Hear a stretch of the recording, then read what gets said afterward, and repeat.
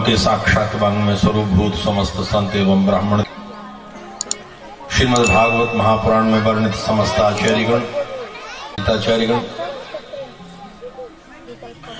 भगवान की पतित पावनी लोक पावनी त्रिभुवन पावनी चर्चा का श्रवण करने वाले समस्त समादरणीय श्रोता सज्जनों, शक्ति स्वरूपा भक्ति स्वरूपा करुणा और ममता की मूर्तिमती माताओं बहनों, इस आयोजन का कितने जन्मों का पुण्य इकट्ठा होता है, तब ये कथा श्रवण करने का योग बनता है। भागवतकार तो लिख रहे हैं, जन्मांतरे भवेत पुण्यम तदा भागवतम लभेत। पता नहीं कितने पुण्य, कितने जन्म के पुण्य इकट्ठे होते, तब फिर भागवत सुनने का सुअवसर मिलता है। आप लोग भाग्यशाली हैं। ये माघ मास का मकर सूर्य तो सत्संग के लिए होता है। माघ मकर गत रवि जब होई, तीरथ पति आओ सब कोई। सब सत्संग करने के लिए माघ में इकट्ठे, प्रयाग में इकट्ठे हो जाते थे। हम लोग प्रयाग नहीं गए, लेकिन यहीं भगवान की कथा रूपी त्रिवेणी में स्नान करने का सुयोग बना लिया। यूं तो श्रीमद् भागवत की कथा कभी भी सुनो, धनाराम नियमो नास्ति, मंगलकारी है, पर 3 महीने बहुत श्रेष्ठ है। माघ मास, कार्तिक मास और वैशाख मास, ये विष्णु मास है। ये भगवान हरि के महीने होते हैं। संयोग ऐसा बना है कि हम लोगों को माघ मास में कथा श्रवण करने का सुयोग प्राप्त हो गया है, और अभी ठीक मकर की संक्रांति चल रही है। शुक्ल पक्ष में कुंभ की संक्रांति का प्रवेश हो जाएगा। चांद्रमास तो माघ रहेगा, लेकिन फिर भी फाल्गुन का प्रवेश हो जाएगा। हम लोग ठीक माघ में और मकर में ही कथा श्रवण कर रहे हैं। पुण्य का, धर्म का तो सभी जगह बहुत अच्छा लाभ होता है, पर यदि कहीं और अच्छा पुण्य काल मिल जाए तो क्या कहना है, पर्व काल मिल जाए तो क्या कहना है। मुहूर्त का अर्थ क्या होता है? अरे दिन तो वही, रात्रि वही है, समय वही है, बजे उतने ही हैं, लेकिन कोई मुहूर्त ऐसा होता है कि उसका फल बहुत फलदायी होता है। ऐसे ही माघ का महीना है, ये श्रीमद् भागवत की कथा श्रवण करने के लिए अत्यंत अत्यंत पुण्यकारी है। अतिथि बहुत अच्छी है, नक्षत्र श्रेष्ठ है, दिनमान अच्छा है। कोई भगवान की कृपा, उनकी करुणा अनुकंपा हुई तो हम लोग इस कार्य में लगे। घर गृहस्थी के बंधनों में फंसे हुए, कहां हमको समय है ये सब करने कराने का। पूर्वजों का पुण्य है कि भगवान की कृपा है कि हमारा कोई जन्म का किया हुआ, कहां बैठकर हमने पुण्य किया होगा कि आज इस रूप में फलित हो रहा है। श्रीमद् भागवत की कथा, भागवत नाम है इसका, पहले इसके नाम से परिचित हो जाओ, फिर हम कथा सुनो। भागवत का अर्थ है भगवता प्रोक्तम इति भागवतम। भगवान शब्द की तृतीया से भगवता बना है, अर्थात भगवान बोले हैं, इसलिए इसका नाम भागवत है। सुखदेव जी नहीं बोले, दिख रहे सुखदेव जी, बोल कोई और रहा है। इसलिए राधा शब्द नहीं आया श्रीमद् भागवत में। भगवान कृष्ण ने कहा कि यदि हम राधा का नाम लें तो फिर हम कथा नहीं बोल सकते, हम समाधि में चले जाते। ये भगवान के द्वारा कही हुई कथा है। यूं भी इतिहास में सबसे पहले भगवान नारायण ने सुनाई थी नारद जी को, ब्रह्मा जी ने नारद जी को। इस परंपरा में कथा आगे बढ़ी है। लेकिन परीक्षित जी को जो कथा सुनाई वो शुकाचार्य सुखदेव जी ने नहीं, वो साक्षात परात्पर परब्रह्म परमात्मा भगवान नंदन ब्रजनंदन श्री कृष्ण ने सुनाई है। इसलिए इसका नाम भागवत हुआ। दूसरा अर्थ है, भागवत शब्द में 4 अक्षर, भागवत, भाति सर्वेषु वेदेषु। भा का अर्थ है ये चारों वेदों में इसका प्रकाश है। तो गतिरियस्य दुरतया, इसकी गति को कोई नहीं रोक सकता। सूरदास बैकुंठ पैठ में को न फेंट पकड़तो, बैकुंठ जाने में उसकी गति को कोई रोक नहीं पाता है। वा का अर्थ क्या है? वरिष्ठम सर्वशास्त्रेषु, जितने शास्त्रों सभी से अत्यंत ऊपर चली गई। और ता का अर्थ है तत्वम परम योगिनाम, बड़े बड़े योगी भी इस तत्व का आनंद लेते हैं। अमलात्मा विमलात्मा महात्मा सुनते हैं। एक अर्थ हुआ भागवत का। दूसरा अर्थ है भागवत का कि धर्म अर्थ काम मोक्ष। क्या चाहिए आपको? धर्म भी इससे मिलता है, धन भी इससे मिलता है, कामनाएं पूरी होती हैं, मोक्ष भी मिल जाता है।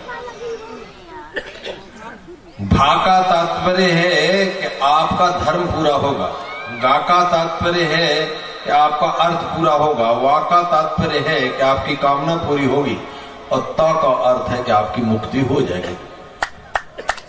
ये भागवत शब्द का अर्थ है। एक और अर्थ है, भा का तात्पर्य है ऋग्वेद, गा का तात्पर्य है यजुर्वेद, और वा का तात्पर्य है सामवेद, और ता का तात्पर्य अथर्ववेद। ये चार अक्षर हैं, चारों वेदों के चार नाम इसमें आ गए।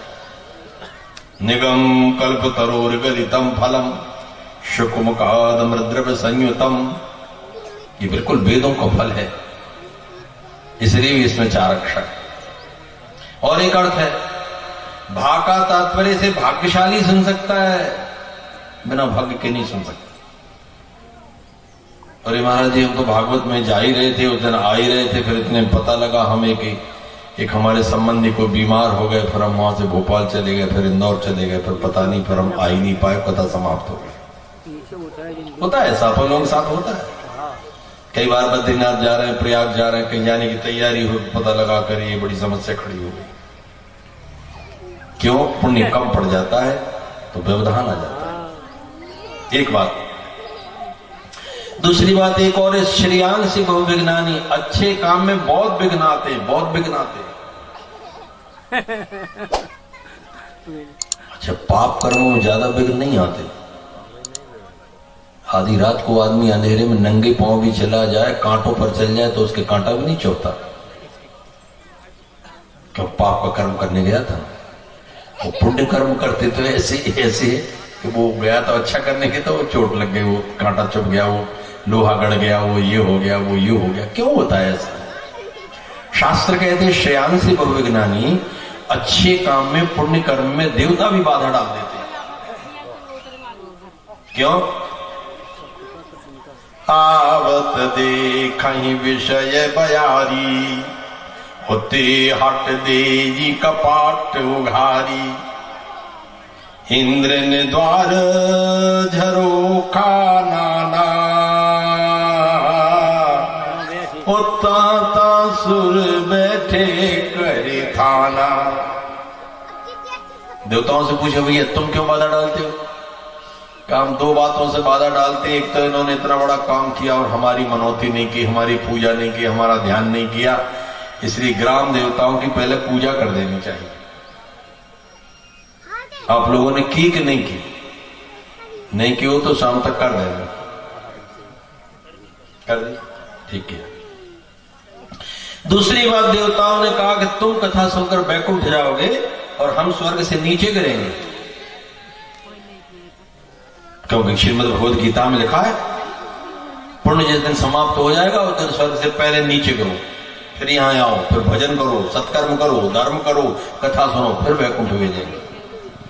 पुण्य क्षीणे मर्त्य लोकम विशंति, सीधे नहीं जा सकते स्वर्ग से वैकुंठ, लेकिन मृत्यु लोक का व्यक्ति सीधा वैकुंठ जाता है, वो स्वर्ग में टिकने की आवश्यकता नहीं उसको। देवताओं ने कहा कि हमें बड़ी कठिनाई हो रही है, देखो ये देखो, ये मनुष्य हैं, साधारण हैं, ये दाल रोटी खाने वाले, हम तो अमृत पीने वाले हैं, और ये वैकुंठ जाते हैं, भगवान की कृपा पात्र हो जाते हैं, और हम जहां कितना पड़े रह जाते हैं। ईर्षा है, वहां भी ईर्षा है, जैसे यहां है ना ऐसे वहां भी है, क्योंकि यहीं के लोग तो वहां गए हैं अच्छे अच्छे काम करके, स्वर्ग में जाकर बैठ गए, उनको भी यही लगता है ये कैसे आगे बढ़ा, नारद जी क्यों तपस्या कर रहे हैं, ध्रुव जी क्यों तपस्या कर रहे हैं, अरे हमें कहीं ऐसा ना हो कि हमारा पद ले लें तो विघ्न डालो। कितने देवता महात्माओं की हम बातें सुनते हैं, वो विघ्न डालने पहुंच जाते हैं, काम को पहुंचाते हैं, कभी अप्सराओं को पहुंचाते, कभी किसी को पहुंचाते। भगवान की जब दिव्य दृष्टि होती, कृपा दृष्टि होती है, तो फिर निर्विघ्नता से ये कार्य भगवान की कृपा से संपन्न होता है। कोई योजना बनाओ, पाप कर्म की योजना, कोई ऐसी षड्यंत्र की योजना, कई लोग सम्मिलित हो जाएंगे, लेकिन धर्म के काम की बात करो, क्योंकि वो बड़े पुण्य से होता है, इसलिए धर्म में तैयार नहीं होता आदमी। अभी पुलिस आ जाए लाखों लग जाए, बीमार हो जाए लाखों लग जाए, कोई उपद्रव हो जाए लाखों लग जाए, महाराज जी लगे 5-7 लाख रुपए, लेकिन अपना बाल बाल का नहीं हुआ। और यदि गणेश जी बिठाने के लिए बच्चे आए, कहें केवल 10-10 रुपया चाहिए, अरे महाराज चाय पीते हैं, इनको क्या 10 रुपया दें, अब बताओ। अरे 10 रुपए तुम दे दोगे, बच्चे गणेश जी बिठाना है, तुम्हारा क्या बिगड़ रहा है, तुम लाखों रुपए दे देते। क्यों?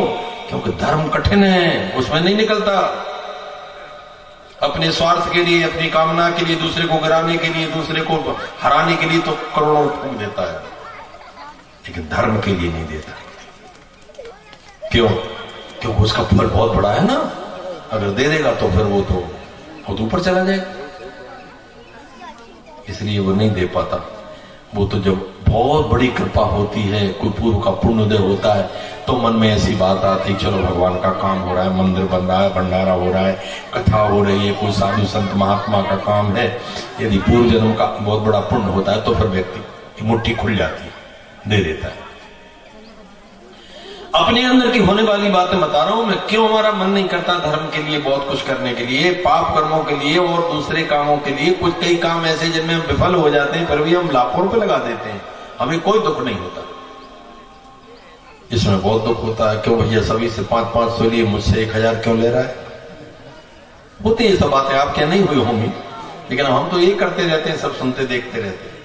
इसलिए कि श्रेयांसी भव विज्ञानी, जब पुण्य नहीं होता तो फिर व्यक्ति पीछे हटता है, और पुण्य होता है तो आगे बढ़ता है। हाँ भैया बोलो मुझे क्या करना, हाँ मैं करूंगा, हाँ भंडारे मेरा लगेगा। वो जानता है कि ये समय सुयोग का पता नहीं मिला कि नहीं, कल हुआ कि नहीं हुआ, क्या ठिकाना हमारा क्या हुआ। धर्मराज के यहाँ, युधिष्ठिर के यहाँ कोई ब्राह्मण मांगने के लिए आया कि महाराज कन्या का विवाह है, कुछ चाहिए, धनराशि चाहिए। धर्मराज बोले कल सवेरे आना। जा रहे थे, भीमसेन मिल गए। ब्राह्मण देवता कैसे आया? अरे कन्या का विवाह है, मैं महाराजा के पास आया था, कुछ राशि मिल जाए, मैं निर्धन ब्राह्मण हूं। अब फिर कल का कह रहे। भीमसेन बोले रुको, तो बाजी बजाओ। नगाड़े बजने लगे। धर्मराज युधिष्ठिर बोले भैया क्या हो रहा है जी, बाजी वगैरह क्यों बज रहे हैं? पता नहीं, भीम भैया बजवा रहे हैं।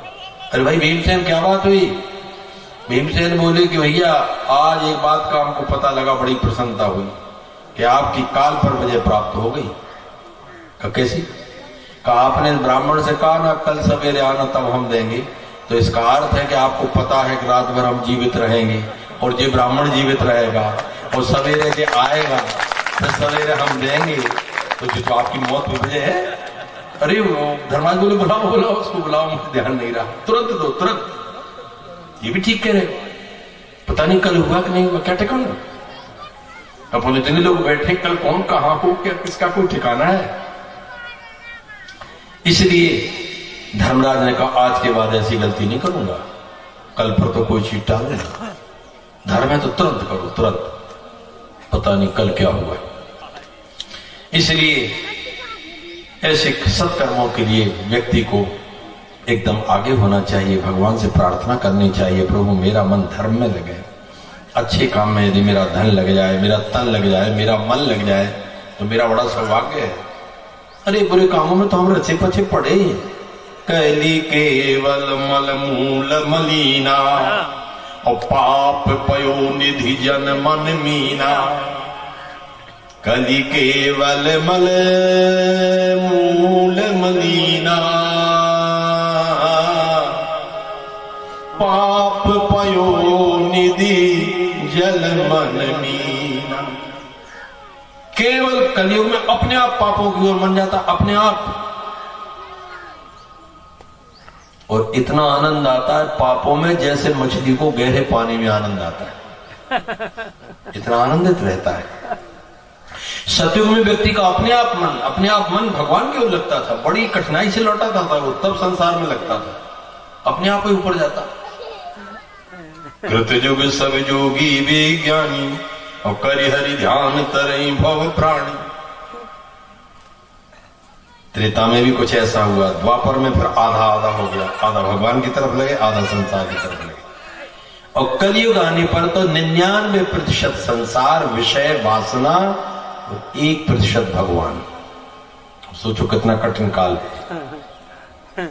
ऐसे में धर्म की व्यवस्था हो जाए, कथा की व्यवस्था मिल जाए, ये निश्चित समझना कि भगवान की विशुद्ध कृपा का परिणाम और पूर्वजों के पुण्य का परिणाम है।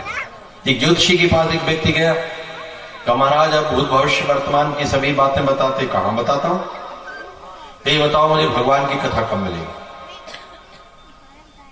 ज्योतिषी चुप रह गए। क्यों? तो देखो हम तुम्हारे जीवन के सुख दुख पूरे अभी बता सकते हैं, कब क्या होना तुम्हारा, लेकिन हम कथा का नहीं बता सकते। क्यों? तो जीवन में होने वाले सुख दुख कर्म का फल है, और हम ज्योतिषी लोग कर्म फल बता देते हैं, लेकिन भगवान की कथा कर्म का फल नहीं है। भगवान की कथा उनकी कृपा का फल है। जिस दिन कृपा हो जाएगी उस दिन अच्छी कृपा। अति हरि कृपा जाहि पर होई, तो पाँव दे यही मार्ग सोई। श्रीमद् भागवत महापुराण की पावनी चर्चा में आप लोग विद्यमान हैं, सौभाग्य का विषय। पहले मैंने कथा की महिमा के संदर्भ में 2-4 बातें बताई, कैसे कैसे योग बनते हैं। कई बार चढ़ाव उतार आते हैं, टूट जाती हैं बातें, चली जाती हैं, लेकिन जब भगवान की विशुद्ध कृपा होती है तो फिर ये कार्य बन जाता है। बोलो सच्चिदानंद भगवान की। किसे पता है कल क्या होगा, पता नहीं किस पल क्या होगा रे। किसे पता है कल क्या होगा, पता नहीं किस पल क्या होगा रे। काल चक्र चल का भरमाता, काल चक्र चल ताई भरमाता। क्यों प्राणी प्रभु नाम न गाता रे। उमर का पंछी उड़ता जाता, उमर का पंछी उड़ता जाता। क्यों प्राणी प्रभु नाम न गाता रे। बोलो राम, बोलो राम, बोलो राम, बोलो राम। भजलो राम, भजलो राम, भजलो राम, भजलो राम।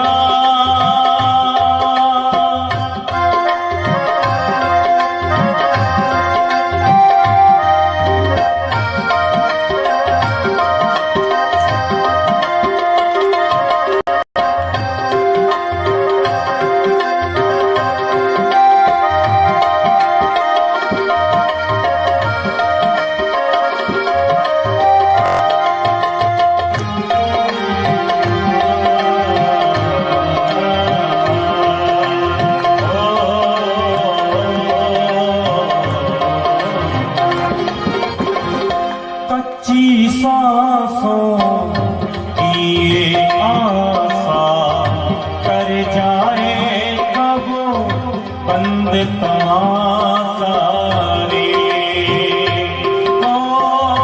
कच्ची सांसों की ये आशा कर जाए कब बंद तमाशा रे। तू मूर्ख क्यों मन भर माता, ये मूर्ख क्यों मन भर माता। क्यों प्राणी प्रभु नाम न गाता रे। उमर का पंछी उड़ता जाता, उमर का पंछी उड़ता ही जाता। क्यों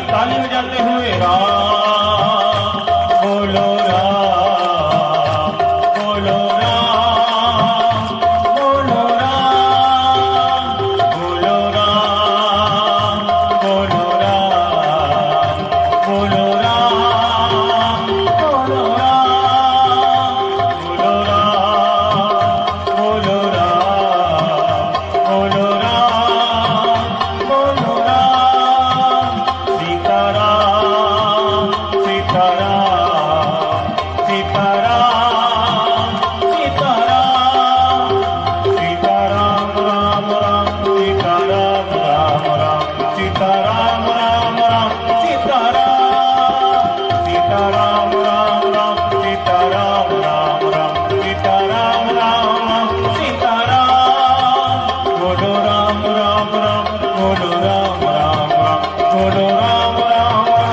बोलो राम बोलो राम राम राम बोलो राम राम बोलो राम राम राम बोलो राम बोलो राम बोलो राम बोलो राम।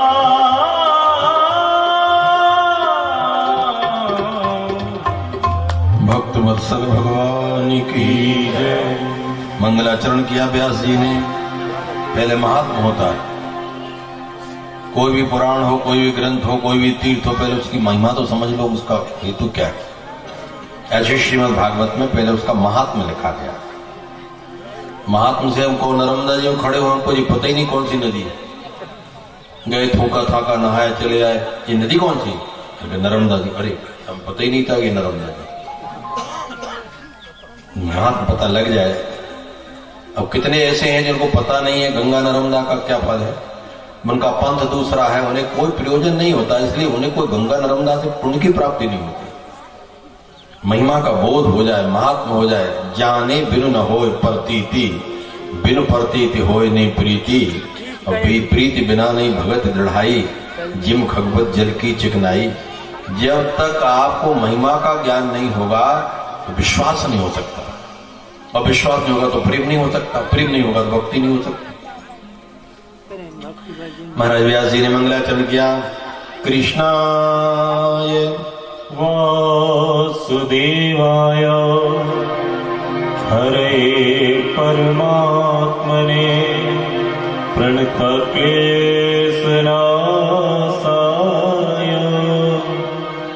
गोविन्दाय नमो नमः।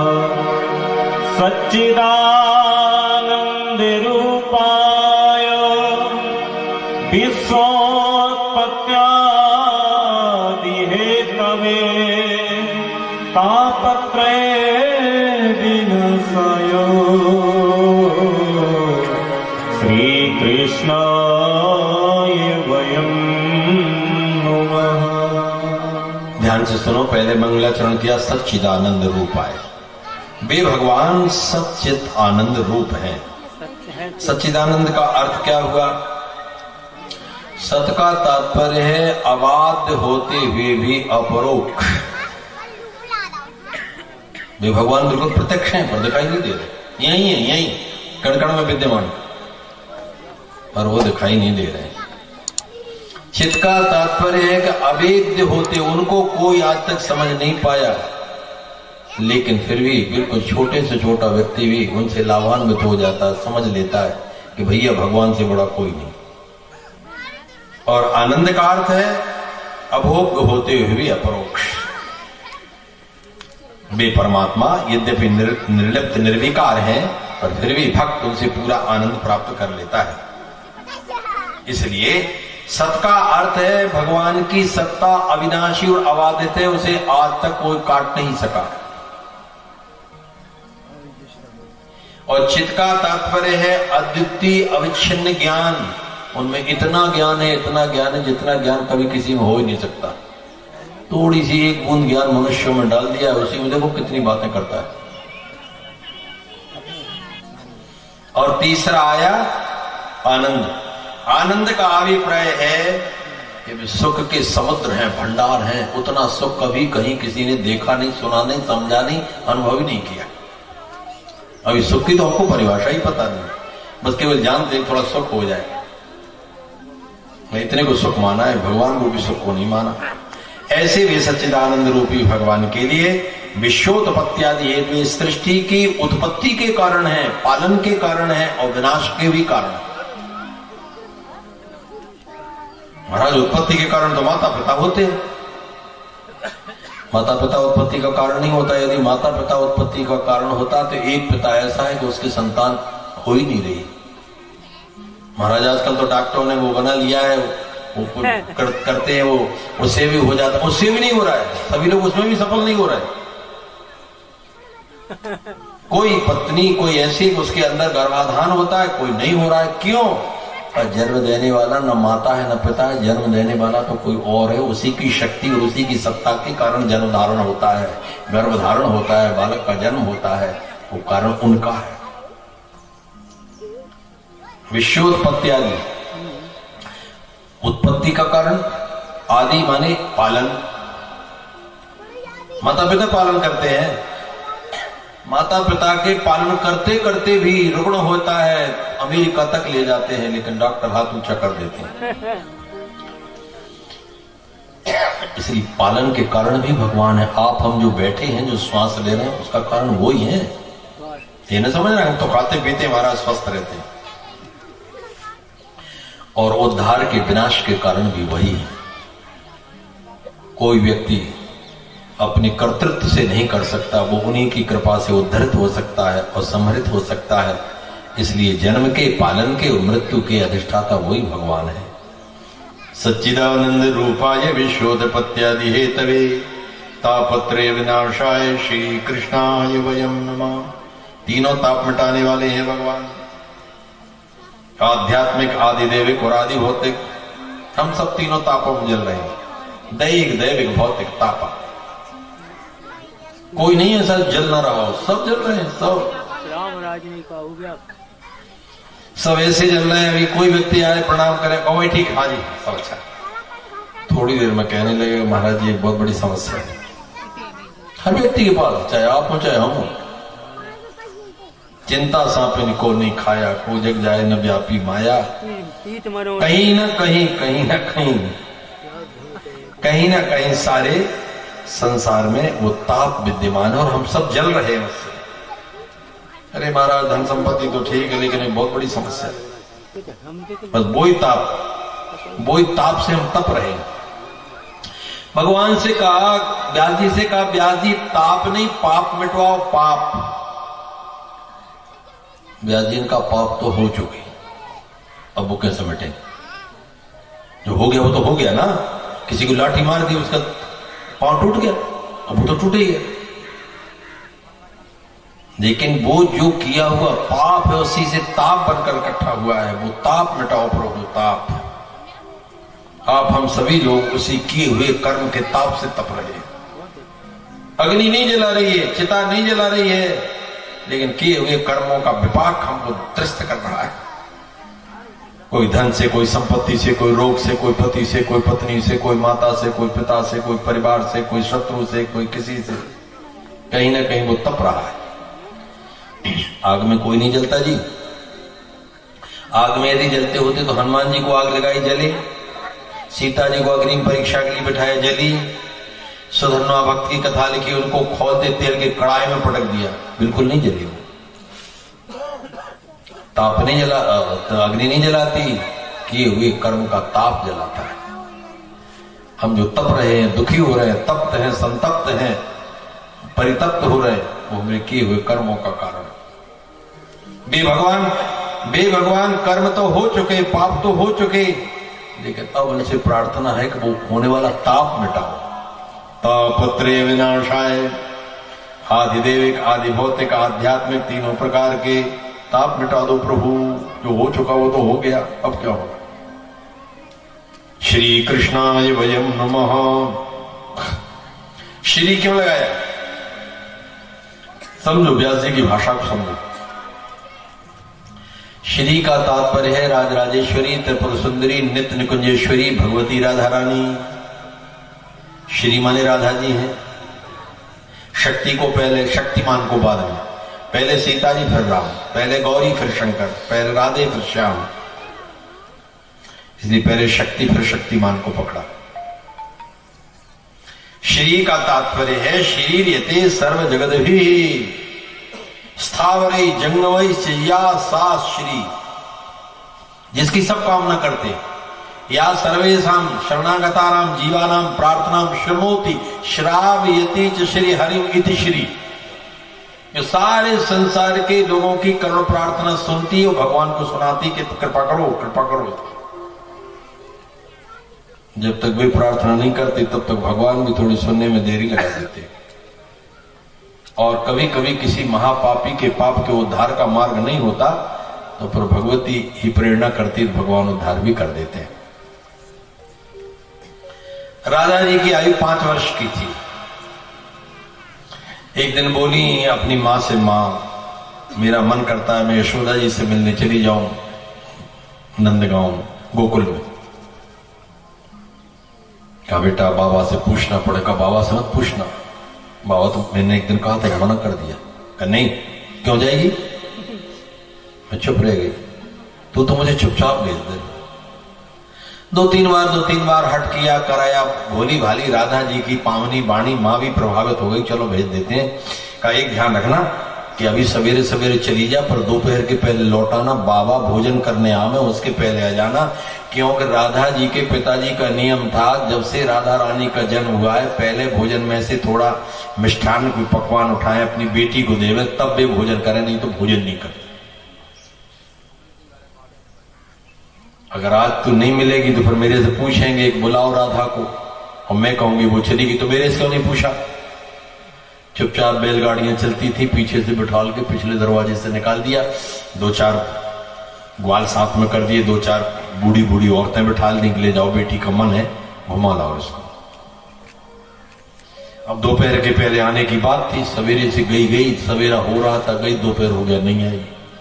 अब डर गई राधा की मां के, हे भगवान ये भोजन करने आएंगे और अभी पूछेंगे बेटी कहाँ है, पता नहीं फिर भोजन करेंगे कि नहीं करेंगे, वो मेरे पे नाराज हो जाएंगे, मेरे से क्यों नहीं पूछा।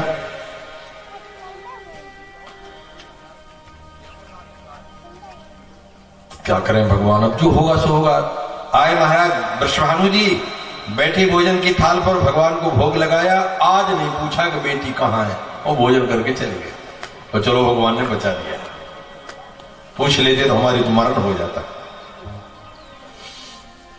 सायंकाल होने आ गया कि भगवान जी लड़की है कैसी पागल, दोपहर नहीं लौटी तो नहीं लौटी, शाम भी हो गई अभी तक नहीं आई, अब बड़ी कठिनाई हो जाएगी। अब पता नहीं मेरे ऊपर कितने नाराज होंगे, क्यों भेजा, रात में कहां गई, क्या हुआ। बेटी के बिना एक क्षण नहीं रहते, कोई ऐसी वैसी बेटी है राधा रानी, प्राण है प्राण। शाम अंधेरा होता जा रहा था, धीरे से बैलगाड़ी की घंटी की आवाज आई तो चढ़कर देखा कि हाँ गाड़ी आ रही हो, आ गई। उतर के राधा रानी नीचे आई, मां से लिपट गई, मां ने झड़क दिया, दूर हट, आज के बाद में तुझे कहीं जाने नहीं दूंगी। तुझसे मैंने कितना कहा था दोपहर के लौटना, तो क्यों नहीं लौटी। और बाबा तेरे को बिना भोजन दिए भोजन नहीं करते तो मेरी क्या दुर्दशा होती। राधा जी डर गए, अरे वे तो राजराजेश्वरी सर्वेश्वरी है, बड़े बड़े ब्रह्मादिक देवता, उनकी कृपा चाहते हैं, पर लीला करने जब बेटी बनकर आई तो बेटी का व्यवहार किया। अब देखा बहुत डर गई, सिकुड़ गई, बिल्कुल सिर नीचा हो गया, आंखें डबडबा गई, मां नाराज हो गई। फिर थोड़ी दया आ गई, फिर कंधे पे हाथ रखा, अच्छा ये बता इतनी देरी क्यों की तूने। राधा जी धीरे धीरे बोली, मां यशोदा इतनी अच्छी लगती क्या बताऊं, मन ही नहीं करता था, बड़ी मुश्किल से आई। अच्छा क्या विशेषता है। तो यशोदा के दरवाजे पर इतने मांगने वाले आते, दूध दही घी मक्खन लाओ, कपड़ा लाओ, ये लाओ वो लाओ, और यशोदा जी बांटती रहती। तो तुझे कैसा लगा।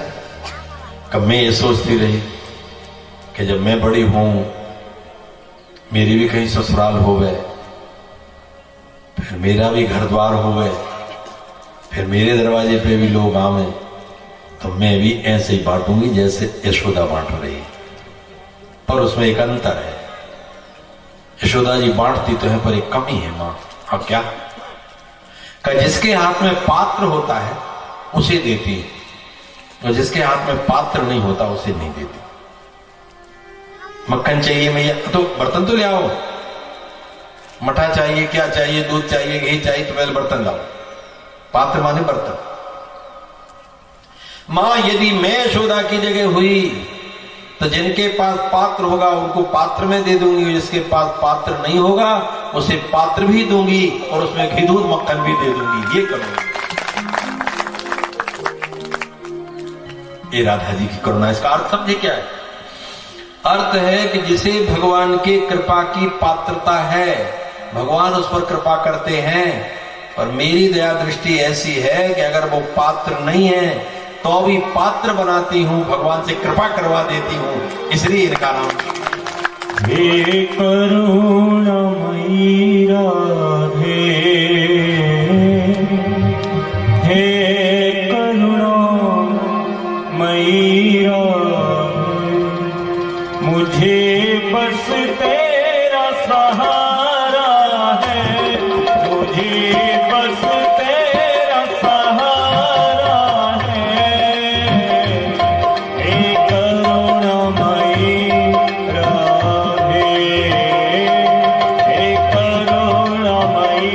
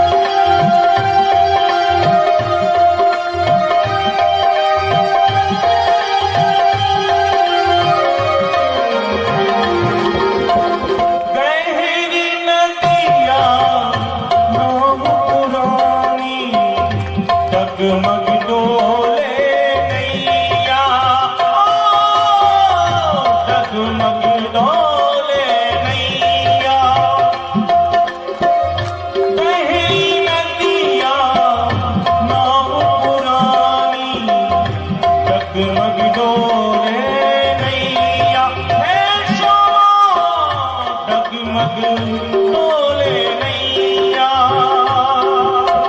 बीच भंवर में आन फंसा हूँ, पकड़ लो मोरी मैया,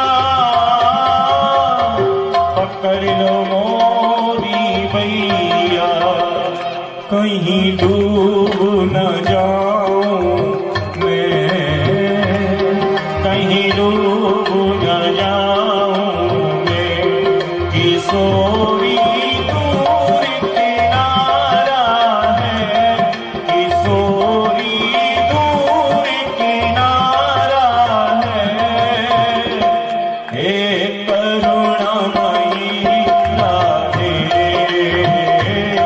हे करुणामयी राधे, हे करुणामयी राधे, मुझे बस तेरा सहारा है, मुझे बस तेरा सहारा है, अपना लो मुझे श्यामा, अपना लो मुझे श्यामा, तेरे बिन कौन हमारा है, तेरे बिन कौन हमारा है, हे करुणामयी राधे, हे करुणामयी राधे, हे करुणामयी राधे, हे करुणामयी राधा कृष्ण भगवान की जय। नैमिषे सूतमासीनम अविवाद्य महामतिम कथामृतरसास्वाद कुशला शौनको ब्रवीत। नैमिषारण्य क्षेत्र में वहीं 18 पुराणों की कथा हुई, श्रीमद् भागवत की कथा भी वहीं हुई। 100 वर्ष तक होने वाला विराट यज्ञ चल रहा था, चलता ही रहेगा 100 वर्ष तक। तब तो दीर्घायु होते थे ना लोग। उसमें बूढ़े 88,000 महात्मा आए थे। विचार किया कि केवल यज्ञ हो, कथा ना हो तो यज्ञ अधूरा होता है। यज्ञ में दान चाहिए, देव पूजा चाहिए और सत्संगति चाहिए। उन्होंने जाकर सूत जी से प्रार्थना की। ये सूत जी कौन है? ब्रह्मांड पुराण में कथा लिखी हुई है और भी लिखी है एकाध पुराण में कि यज्ञ कुंड में बृहस्पति के और इंद्र के मंत्रों की आहुति दी तो तेजस्वी पुरुष प्रकट हो गया। ऋषियों का तो भगवान की कथा वाचक हो गई। ये व्यास जी के शिष्य बने और ये कथावाचक बने। बृहस्पति जी जाति के ब्राह्मण हैं, इंद्र भी कश्यप पुत्र होने से ब्राह्मण हैं, इसलिए ये उनके मंत्र से उद्भूत होने के कारण सूत जाति के ब्राह्मण हैं। वो सूत अलग है, सूत एक जाति होती है, वो थोड़ी छोटी जाति होती है। बलराम जी ने जिन सूत जी को मारा था वो शूद्र थे जाति के, ये ब्राह्मण सूत थे। जब तो शौनकादि ऋषियों उनके चरणों में प्रणाम किया, अभिवाद्य महामतिम, हाथ जोड़कर प्रार्थना की, आप तो ब्रह्मर्षि हैं, आप कृपा करके हमको ये बताओ। वो जानते थे कथा तो हमें सुननी है। सूताख्याय कथा सारम मम कर्म रसायनम, ऐसी कृपा करो कि मुझे कथा सुनाओ जो अच्छी लगे, आपसे प्रार्थना है। शौनक जी ने कहा, क्लेशाक्रांतस्य जीवस्य, क्लेशाक्रांतस्य, जो क्लेश में फंसा हुआ है, आक्रांत हो गया है, तस्य विशोधने किम परायणम, उस जीव का कैसे कल्याण होगा, वो तो फंस गया। महाराज सूत जी ने कहा, ये राजन ब्रह्मर्षियों, कालव्यालो खग्गास्त्रास निर्नाशेतवे श्रीमद्भागवतम शास्त्रम कलोकीर्णमार्षितम। कालव्याल मुखग्रास त्रास निर्नाशेतवे, इस संसार में सबसे बड़ा भय है काल, मृत्यु। कब हो जाए कोई ठिकाना नहीं। अभी कुछ दिन सांसें बंद हो गई थी लोगों की, क्यों भैया कोई समाचार में आया कैसा क्या रोग बंद हुआ? अरे कबूतर बहुत बढ़ गया, देहात में ना आ जाए, या तो कोई सुविधा ही नहीं है, या क्या होगा।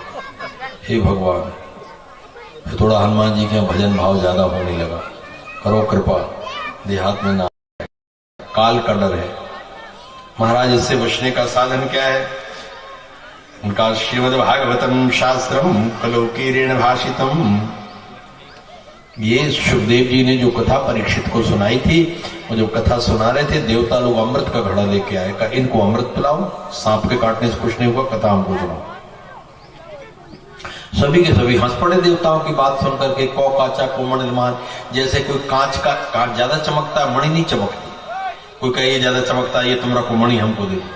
अरे बारे भाई, कांच का क्या मूल्य है, मणि का मूल्य बहुत बड़ा होता है। तो हंसने लगे। तुम एक अमृत का घड़ा लेकर आए देवताओं, ये बताओ ये अमृत पी के तुम मरोगे कभी? नहीं मरोगे। अरे का मरते नहीं, गिरना तो पड़ता है, मृत्यु लोक में जाना पड़ेगा, फिर जन्म लेना पड़ेगा। तो ये अमृत पी के तुम नहीं बच पाए तो हमें क्या बचाने की चेष्टा करते हो? एक न एक दिन तो मरना पड़ेगा। और हम ऐसी अमृत का पान कर रहे हैं कि एक बार मरेंगे फिर कभी नहीं मरना पड़ेगा, बस मुक्त हो जाएंगे। आप एक अमृत देना चाहते हो, हमारे पास 5 अमृत हैं। इस भागवत में 5 गीत हैं। गोपी गीत है, प्रणय गीत है, युगल गीत है, भ्रमर गीत है, बेणु गीत है, और 5 गीता है इसमें। 5 गीत और 5 गीता का ये पंचामृत है।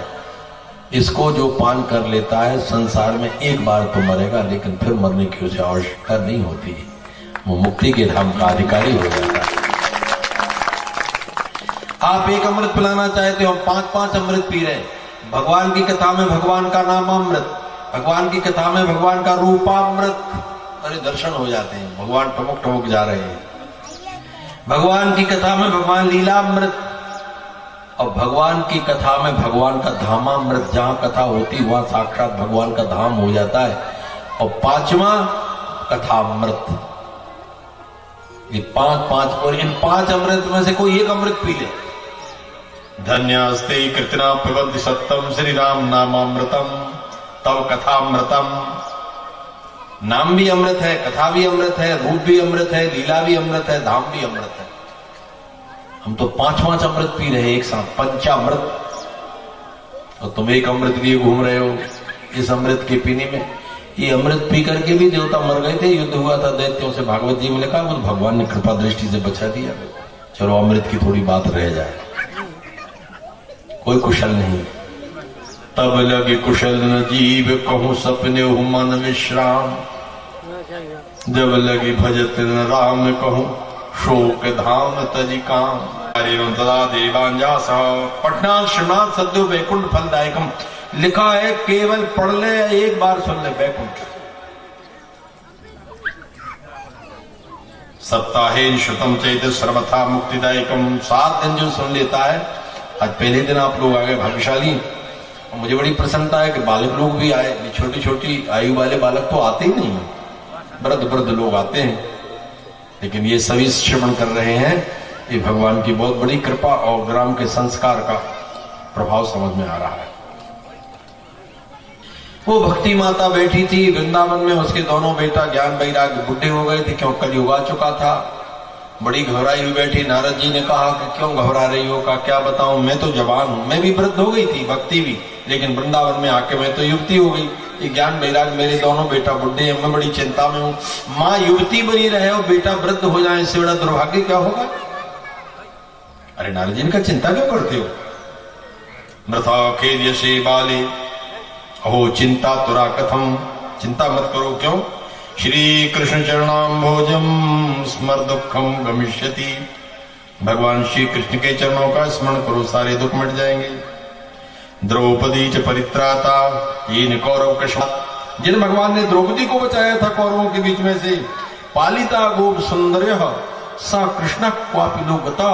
और जिन्होंने गोप ग्वालों की रक्षा की, वे भगवान कहीं चले थोड़ी हैं, अभी है। स कृष्ण क्वापि लोकता, स रामा क्वापि लोकता। राम जी कहीं गए नहीं। स शिवा क्वापि लोकता, शंकर जी कहीं नहीं गए, यही है। गणेश जी यही है। सा शिवा, वो दुर्गा भी यही है। सभी देवता हैं, कहीं गए नहीं है। ये तो हमारी भ्रांति है, अरे भगवान तो चले गए धराधाम छोड़कर। भगवान कहां जाएंगे? वो तो कण कण में परिव्याप्त हैं। मनुष्य का रूप लेकर के लीला करने आए थे प्रत्यक्ष रूप से, अब सर्वत्र परिव्याप्त हो रहे। केवल हमारी बुलाने की कमी के कारण वे प्राप्त नहीं हो पाते। आज भी इस प्रत्येक कलिकाल में भी कितने प्रत्यक्ष उदाहरण। ये हमारे पंडित जी हैं, साथ में है, पाठ कर रहे हैं भागवत का। इनका गांव है सागर जिले में। वहां के गांव में एक व्यक्ति को, गांव के थे तो वो थोड़े ठीक व्यक्ति थे, पर धन धीरे धीरे कम हो गया था, लेकिन उनकी रामलीला कराने की बड़ी चाह थी। भाई राम कथा रामलीला होनी चाहिए। फिर गांव में गए, कहा भैया कुछ सहयोग करो तो रामलीला बुला ले। आकर बुलाओ।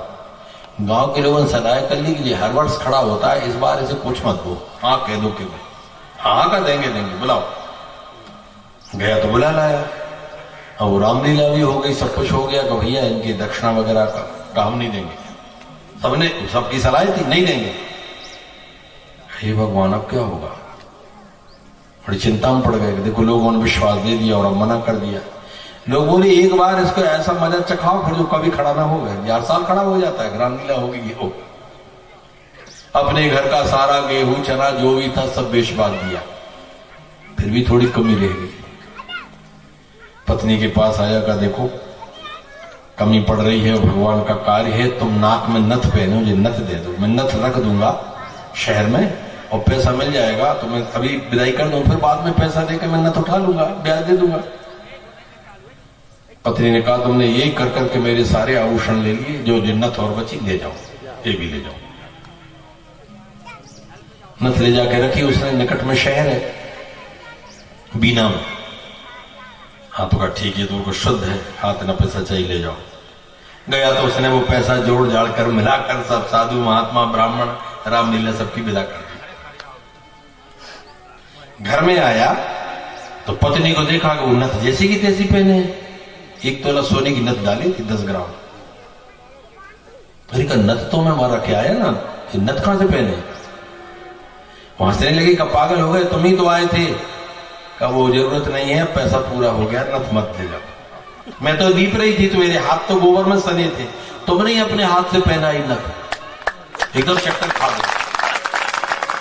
ये भगवान मैं तो आया ही नहीं हूं। दौड़ा दौड़ा पहुंचा, वहां नथ रख के आया था।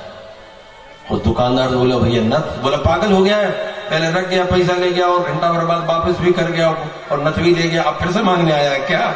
नहीं। तो क्या हो गया तुझे, क्यों पूछ रहा है? नहीं मैं ऐसे ही पूछ रहा था। तो मेरी परीक्षा ले रहा है क्या? तेरी नीयत खराब हो गई है क्या? फिर से नथ लेगा क्या? नहीं भैया, रोने लगा। अब वो क्या जाने क्या हो गया।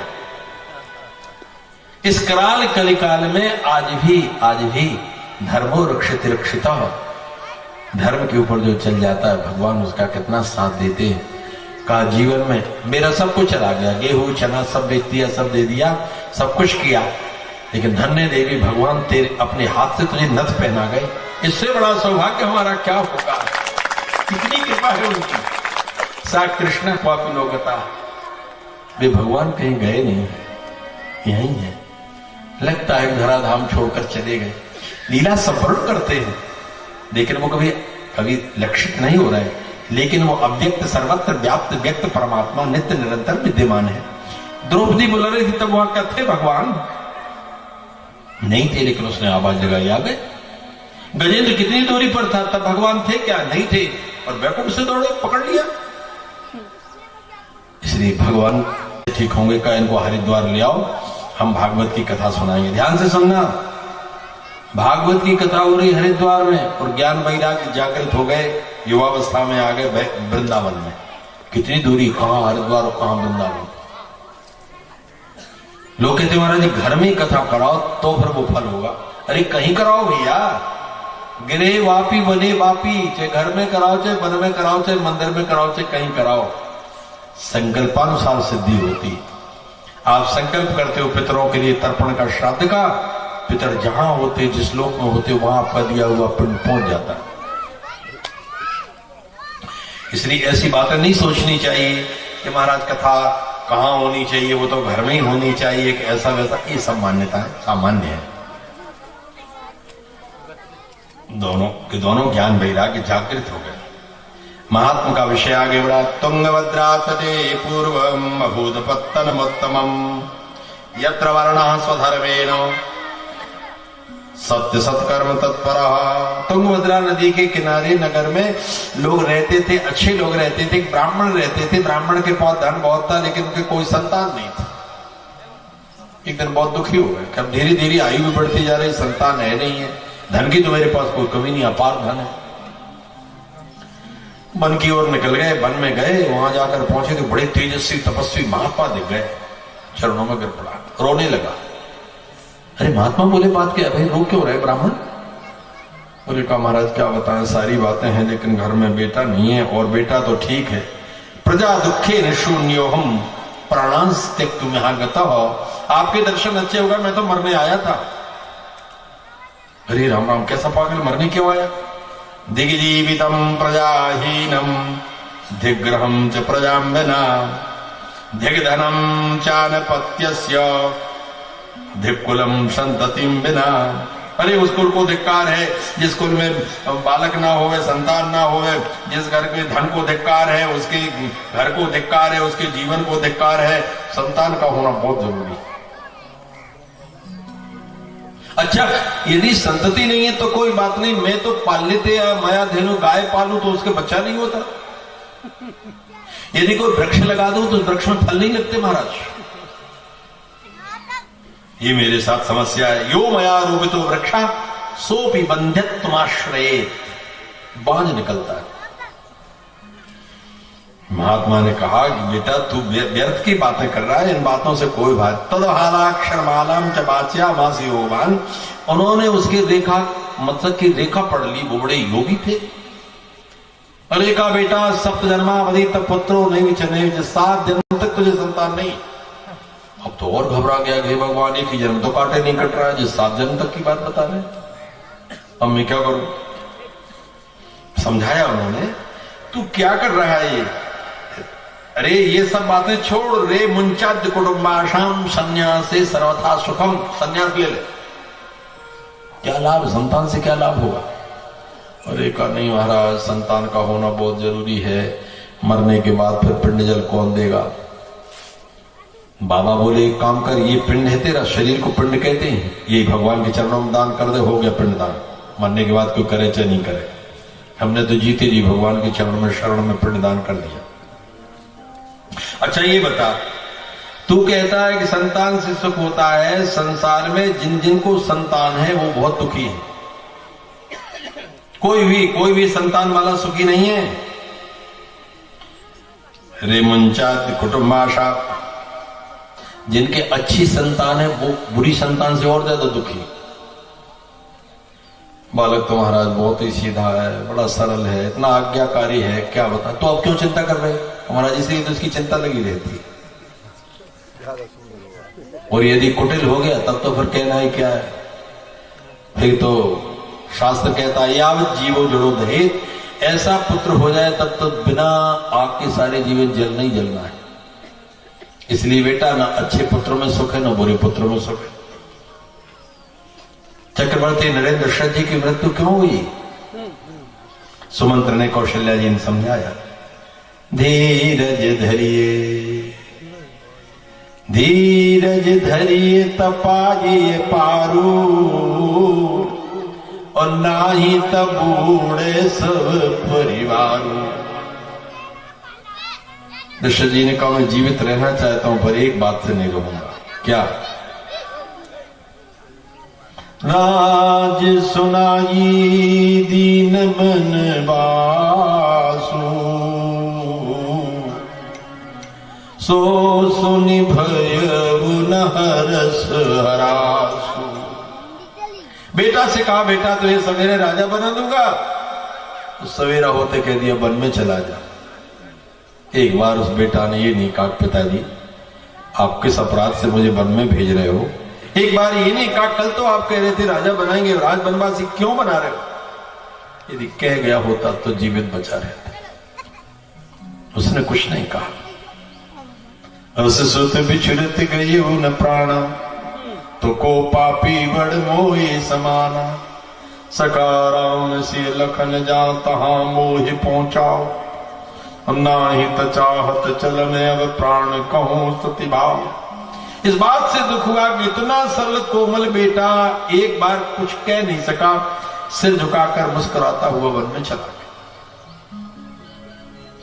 अतः श्रेष्ठ संतति हो जाने पर भी यही बात है, और यदि कुपुत्र हो जाए तब तो कहना ही। बहुत समझाया लेकिन वो समझ में नहीं आया।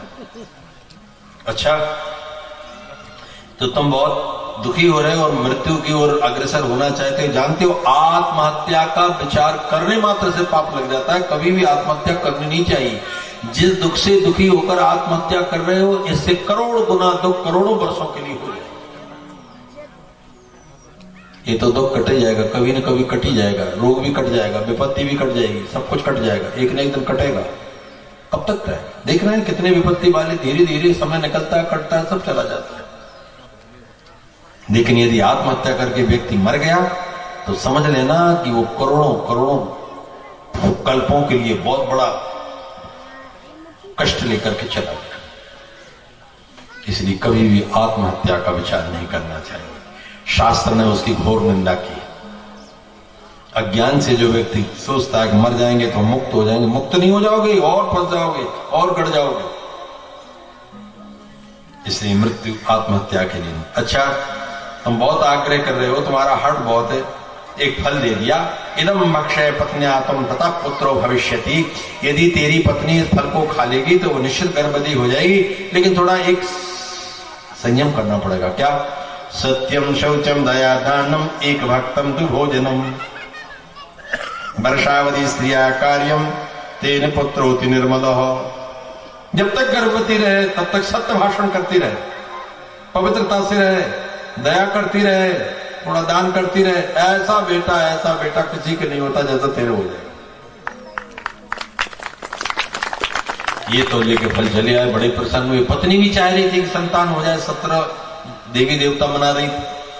देवी आज तो भगवान की बड़ी कृपा थी, ऐसे तेजस्वी तपस्वी महात्मा मिले और उन्होंने फल दे दिया। और फल भी उनको वृक्ष का नहीं दिया, ऐसे अपनी तपस्या से एकदम ले तो ये ले जा। अरे फल तो था ही नहीं, ये कहां से आ गया? इस फल को तुम खा लो और सुनो, फल के खाते गर्भ हो जाएगा। सांसर्गिक गर्भ नहीं, एकदम भक्षय फलम, केवल फल खाने से। हंस करके फल तो हाथ में ले लिया, लेकिन जैसा भाग्य में होता है वैसा होता है। विचार करने लगी, फल खाऊंगी तो पेट बढ़ जाएगा, तो भोजन करूंगी तो कम भोजन होगा, कम भोजन होगा तो शरीर की शक्ति कम हो जाएगी, शक्ति कम हो जाएगी, घर का काम कौन करेगा? अच्छा, ननद को बुला लूंगी, लेकिन ननद को बुलाना भी ठीक नहीं है, सोना चांदी बहुत है। मैं तो रहूंगी वहां सूतकागार में, उसने कहीं हाथ साफ कर दिया तो सब जीवन की कई कमाई चली जाएगी। अच्छा नहीं, कोई बात नहीं, ताला चाबी में बंद कर दूंगी। मगर एक समस्या है कि अपन गर्भवती है, एकदम से आग लग जाए गांव में, सारे लोग तो भाग जाएंगे, गर्भवती कैसे भागे? बाढ़ आ जाए एकदम से तो सभी लोग भागेंगे, मैं कहां भागूंगा? अच्छा, ये भी बात नहीं है। ये भी सुना है कभी कभी बालक को जन्म देते समय मां मर जाती है। कहीं ऐसी मैं भी मर गई तो फिर मरने से फिर क्या फायदा हुआ इस पुत्र के कारण? त्रियग चेदा गतो गर्भस्तदा में मरणम भवेत। मैं तो खाऊं कि न खाऊं? फिर से कहा खा ही लो, सभी तो नहीं मरती हैं, इसकी आ जाती वो मर भी जाती है। लेकिन फिर भी एक समस्या है। कहा क्या? कल लालने पालने दुखम। लालन पालन कौन करे? अब बच्चा रो रहा है, सारी रात बैठो उसको पकड़ के, नींद आ रही, सो नहीं सकते। यदि उसको कोई बीमारी हो जाए, कोई परेशानी हो जाए तो उसके कारण बड़ी समस्या खड़ी हो जाती है। अरे ये सब मैं तो बहुत सुकुमारी हूं, मेरे बस का एक कुछ भी नहीं, मैं नहीं कर पाऊंगी ये सारा का सारा।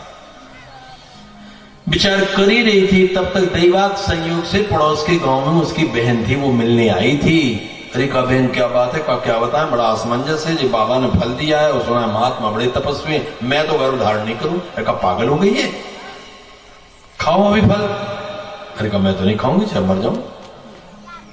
उसने मौका देख लिया, हम तो निर्धन है, इनके पास तो सोना चांदी अपार है। कई काम करो, फल तो खिलाए अपन अपनी गाय को। ये गाय तुम्हारी जन नहीं रही, कई वर्षों से बंधी घर में। अगर बाबा का फल सच्चा होगा तो गाय को बच्चा होगा। और तुम ऐसा करो, तुमको गर्भ धारण करने की आवश्यकता नहीं, तुमको बालक मिल जाएगा। कैसे मिलेगा? मेरे पेट में 1-2 महीना का बालक है, मेरे तो 3-4 पहले से भी है। बालक का जन्म होगा, हम कह देंगे बालक जन्म लेके मर गया, पति गए थे तो स्मशान में रखे आए, कौन पूछ रहा है कहाँ क्या होगा।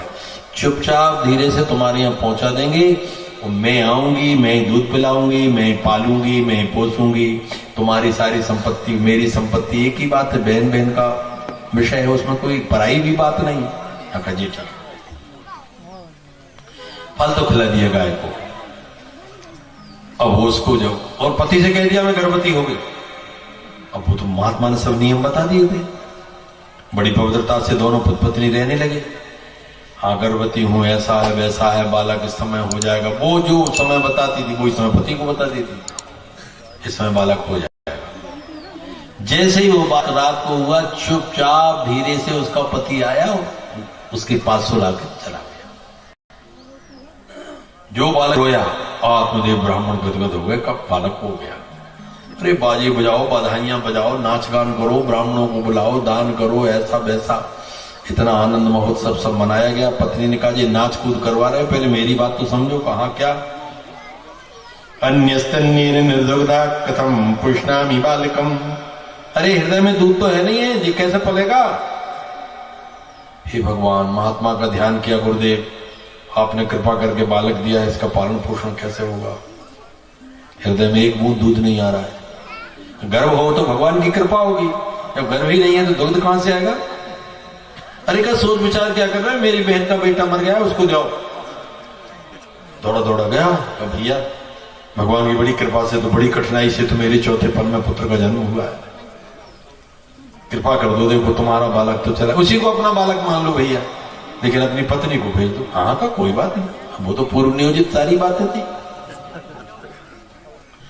पत्नी को लेकर के आ गया और छोड़ दिया। पत्नी ने हृदय से दूध पिलाया, सब कुछ किया, सारी व्यवस्था बन गई। लेकिन इसके बाद ही थोड़े दिन से त्रिमासे निर्गते चाथो साधेनो सुस्वे अर्भकम, अभी 3 महीना गए थे, गाय को भी एक बहुत सुंदर बालक का जन्म हुआ।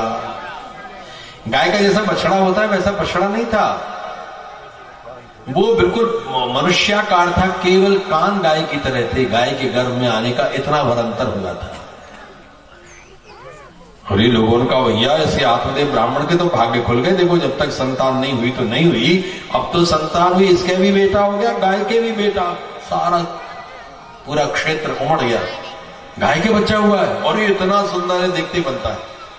हे भगवान, ऐसा तो हमने कभी सुना ही नहीं है, गाय के भी बेटा का जन्म होता है, बछड़ा तो होता है, लेकिन ये बेटा कैसे हो गया? नामकरण संस्कार होने लगा। आत्मदेव ब्राह्मण ने कहा कि तुम्हारी कुक्षी से जो बेटा जन्म लिया है वो मेरा बेटा है, मेरा नाम आत्मदेव है, इसका नाम ब्रह्मदेव रखूंगा। पत्नी बोली गर्भ में मैं रखूं, 10 महीने तक मैं कष्ट उठाऊं, नाम तुम्हारे नाम पे चलेगा। मेरा नाम धुंधली है, मैं इसका नाम धुंधुकारी रखूंगी। चलो ठीक रखूंगा, लो धुंधुकारी नाम। धुंध माने अंधकार। एक जो गाय के बेटा हुआ था उसका नामकरण का, चलो इसके नामकरण का सौभाग्य हमको मिलेगा, गाय की तरह कान है, इसका नाम गोकर्ण होगा। बाल्य अवस्था से दोनों का जीवन एक साथ चल गया। अब गाय का बच्चा है तो गाय का दूध तो पी। 3 वर्ष की आयु में आसन लगाकर बैठे, 4-4 घंटे नेत्र बंद किए बैठे रहे। आत्मदेव ब्राह्मण ने एक दिन पूछा, बेटा अभी दीक्षा नहीं हुई, मंत्र नहीं हुआ, कोई गुरु नहीं मिला, तुम नेत्र बंद करके क्या करते हो? क्या पिताजी मैं भगवान नारायण का ध्यान करता हूँ, शशंक चक्रम सक्रीट कुंडलम सपीत वस्त्रम। तो तुझे कौन ने बताया? मंत्र ध्यान तुझे बता कौन ने दिया? अरे का पिताजी, जब माँ के घर में उल्टा टंगा रहता है व्यक्ति, वे भगवान नारायण दर्शन देते हैं, 100 जन्मों की याद आ जाती है। मुझे मेरी पूरे 100 जन्मों की याद है अभी भी, और उनकी कृपा से उनका ध्यान और उनकी की हुई आज्ञा मैं भूला नहीं हूं। मुझे सब बातों का पता है, इसलिए उनका ध्यान, उनका भजन ही करना चाहिए। इस संसार के जन्म मरण के चक्कर से कैसे मुक्ति मिले? अच्छा बेटा, कियत काले न तो जातो तरुणो तनयावो। कुछ दिन में थोड़े बड़े हुए तो आचरणों में बड़ी भिन्नता हो गई। गो करुणा पंडितो ज्ञानी धुंधुकारी महाखला स्नान शौच क्रिया हीनो शव हस्ते न भोजनम। न स्नान करता, न पवित्रता रखता, न देवता को प्रणाम करता, न माता पिता को प्रणाम करता। गोकर्ण जी सवेरे उठे, गौ माता को चरणों में साष्टांग प्रणाम करें, ये मेरी माँ है, ये मेरे धर्म के माता पिता हैं, उनको प्रणाम करें। भगवान सूर्य नारायण को अर्घ देवे, खड़े होकर 3 घंटे तक जप करते रहें, बड़ी पवित्रता से भोजन करें, भगवान को अर्पित करें। और ये शवहस्तेन भोजनम, स्नान शौच क्रियाहीन, और न तो उसे शौच का कोई ज्ञान था और न कभी स्नान किया तो किया, नहीं किया तो नहीं किया। लाओ भोजन लाओ। अब दुलार इतना था तो उसे कुछ कहा नहीं गया, लेकिन जब बड़ा हो गया थोड़ा, संपत्ति की कोई कमी नहीं थी, तो संस्कारहीनता के बाद संपत्ति अधिक होना अभिशाप है, और संस्कार होने पर संपत्ति न होना भी वरदान है। धीरे धीरे जुआ खेलने लगा। तेन वेश्या कुसंगेन, वेश्या क्या जाने लगा। आत्मदेव ब्राह्मण को पता लग गया, पुत्र जुआ भी खेलता है, वेश्या क्या भी जाता है, पता नहीं क्या क्या कुकर्म कर रहा है। रो पड़े। एक दिन कहा, श्री परीक्षित जी ने और गोकर्ण जी ने कहा कि पिताजी आप क्यों रो रहे हो, आप इस बात को नहीं जानते क्या? अरे केतु को तिष्ठामि को गच्छामि को में दुखम विपोहे। आप जानते हो, न चेन्न सुखम कश्यन न सुखम चक्रवर्तीना सुखमस्ति विरक्त मुनेर एकांत वासिना। इंद्र को सुख नहीं है, किसी महाराजा को सुख नहीं है, सुख की केवल झूठी आशा है। महात्मा लोग तो एक दृष्टांत देते हैं, मैंने पढ़ा नहीं है कहीं, वही बात कहता हूं जो शास्त्र में लिखी होगी। सुनी हुई बात को बता देता हूं, जो सुनी हुई आप जानो और वो जानो बोलने वाले। एक बार एक व्यक्ति गया राजा के पास, कहा आप कितने सुखी हैं? अरे राजा बोला हमको इतनी कठिनाई, हम क्या बताओ, मैं महाराजा का, चक्रवर्ती राजा का डर लगा रहता है। चक्रवर्ती राजा के पास गए, कहा आप कितने सुखी? अरे कहा हम काहे की सुखी, सुखी तो इंद्र महाराज हैं, उनके कारण हम दुखी रहते हैं, वो कृपा कर दें, पानी गिर जाए, व्यवस्था हो जाए, फसलें आ जाए तो राज्य का पालन पोषण हो जाए। तो इंद्र के पास पहुंच गए, वो महाराज आपके दर्शन करने आया, बहुत सुखी। अरे कहा हम क्या सुखी, हमारे ऊपर ब्रह्मा बैठे, वो डांटते फटकारते रहते हैं, समस्याएं आती बहुत हमारे ऊपर। ब्रह्मलोक चला गया। ब्रह्मा जी से कहा भगवान मैं आपके दर्शन करने आया, आपसे सुखी कोई नहीं। अरे ब्रह्मा जी बोले हमारे ऊपर तो इतनी आपत्ति हम कह नहीं सकते, दिन रात चैन नहीं। वहां से भगवान नारायण आदेश करते इतने जलचर पैदा करो, इतने थलचर करो, इतने नवचर करो, इसी चक्कर में लगे रहते। तो विष्णु भगवान है सबसे बड़े, चलो वहीं चलो। भगवान नारायण के पास पहुंच गया, भगवान आपके दर्शन करने इसलिए आया, कहा आपसे बड़ा सुखी कोई नहीं। भगवान बोले कि भैया जिसके 2-4 बाल बच्चे होते हैं उसका सारा जीवन चिंता में चला जाता है, करोड़ों ब्रह्मांडों के करोड़ों जीव जंतुओं को कहां से भोजन मिलेगा, मैं इसी चिंता में मरा जाता हूं, ये व्यवस्था कहां से करूंगा मैं? विश्वम्भर है ना वो विष्णु। हाँ ये बात भी सही है महाराज। तो फिर सुखी कौन है? का सुखी तो शंकर भगवान है। चलो कैलाश चलते हैं। कैलाश में गए, बड़ी बड़ी अट्टालिकाएं, ऐसे सोने चांदी मणिया मोती के चमकते भवन। शंकर जी का पता कर रहे, शंकर जी कहां है? शंकर जी आने, वो तो मृत्यु लोक में रहते श्मशान में। श्मशान में देखा धूल धूसरित शंकर भगवान बैठे थे। चिता भस्माले पास्त्र रोटी परिकरा मंगल्यम शीलम। तब बहुत प्रणाम करके विचार हुआ कि जी काहे की सुखी है बताओ, छाया तक है नहीं, धूप लग रही है, धूल में बैठे, कौन खाने देता होगा, कहां से पानी पीते होंगे, सोते कहां होंगे, ये सब सुख की परिभाषा है अपनी। शंकर जी से पूछा महादेव आपको कितना कष्ट है? शंकर जी बोले बहुत सुखी, बहुत सुखी, कोई कष्ट नहीं। क्यों महाराज सुखी क्यों? कदे को कुछ काम हमने इंद्र के दायित्व दे दिया, कुछ काम ब्रह्मा को सौंप दिया, कुछ विष्णु भगवान को सौंप दिया, हम तो पूर्ण आनंद में हैं, हमें कोई चिंता नहीं, निश्चित होकर बैठ गए। हाँ पूर्ण सुखी का, पूर्ण सुखी, त्यागा शांति अनंतरम, सब कुछ हमने त्याग दिया, कोई चिंता नहीं होती हमको। ये तो एक भाव बताया मैंने आपको, जहां संग्रह है वहां सभी को चिंता है। गोकर्ण जी ने समझाया पिताजी न चेन्न सुखम कश्चन न सुखम चक्रवर्ती ना, सुखमस्ति विरक्त मुनेर एकांत वासना, भगवान का एकांत में भजन करने वालों के बराबर सुखी कोई नहीं है। चक्रवर्ती राजा चले जा रहे थे घोड़े पर बैठे, एक महात्मा, उनका कॉपिन टूट गया था, पुराना हो गया, तो उन्होंने उसमें 3 जगह से 3 टुकड़े हो गए थे, 2 गांठ लगाई और वो कॉपिन पहने थे, एक मिट्टी की हंडी में पत्ता चढ़ा रहे थे। वो बड़े प्रसन्नचित्त बैठे थे। राजा ने देखा कि देखो टूटी झोपड़ी है और मिट्टी के बर्तन, पता नहीं क्या बना रहा है बाबा, लेकिन प्रसन्न कितना है। बाबा क्या बना रहे हो? अरे क्या बनाएंगे जी, पत्ता वगैरह चढ़ा रहे हैं, कुछ नमक वगैरह घी तेल। अरे कहां नमक रखा है, तो पानी डाला चढ़ाए और ऐसे खा लेते हैं। राजा बोला फिर आपसे अच्छे तो हम ही हैं, दिन रात तुम भजन कर रहे, तुम्हें क्या मिला? खाने को नमक तक तुम्हारे पास नहीं जुड़ रहा। 3 टूक कॉपिन की और भाजी बिन लौन, बिना नमक की भाजी खा रहे हो, 3 टुकड़ों की कॉपिन पहने हो। हम देखो राजा महाराजा कैसे सजे, सोना चांदी मणियां, और भोजन के 56 व्यंजन पाते हैं। क्या लाभ हुआ भजन करने से? 3 टूक कॉपिन की और भाजी बिन लौन। बाबा ने उत्तर दिया, बोले सिया राम उर में बसे इंद्र बापुरो कौन। सीताराम जी मेरे हृदय में निवास करते हैं, करोड़ों इंद्र भी मेरे सुख की समानता नहीं कर सकते।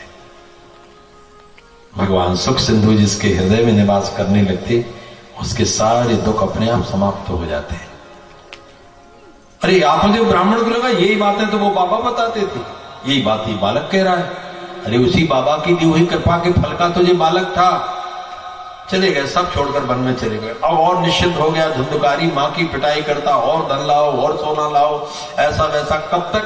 शास्त्र कहता है हिमालय पहाड़ के बराबर भी आपके पास धन हो, और यदि आय नहीं हो तो एक दिन हिमालय पहाड़ के समान धन भी आपका समाप्त हो जाएगा।